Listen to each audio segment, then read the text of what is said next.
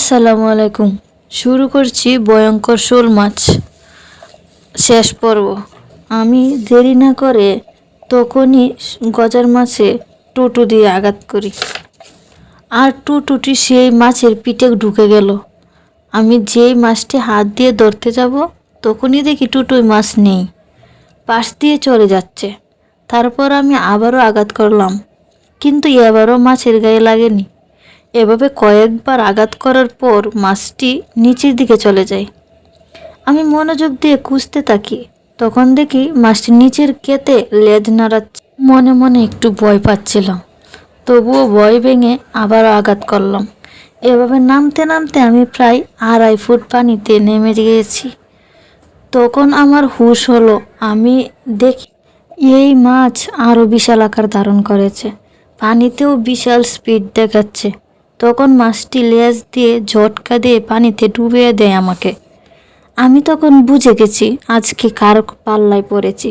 পানিতে থেকে ডাঙ্গায় যাওয়ার চেষ্টা করছি, পারছি না।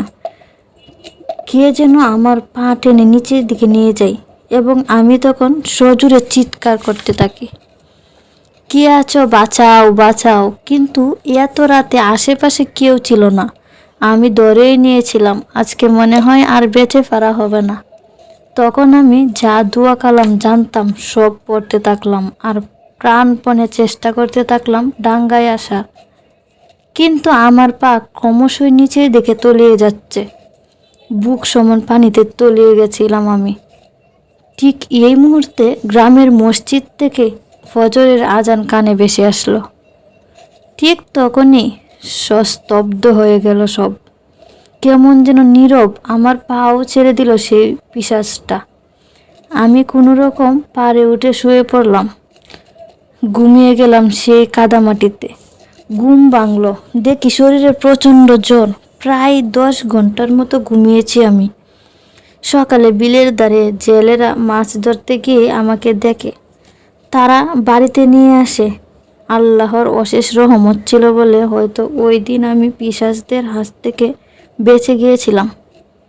মামার মুখ থেকে এই ঘটনা শুনে আমার শরীরেও রক্ত হিম হয়ে গেল। তাহলে কি হতে চলেছিল আমার সাথে? আমার বন্ধু সময় মতো না আসলে আজ কি হতে পারত? এরপর আর কোনোদিন আমি রাতে মাছ ধরতে যাইনি। দিনের বেলা গেলেও আমি গভীর পানিতে যাই না, আশেপাশে থেকেই মাছ ধরে নিয়ে আসি। Goodbye.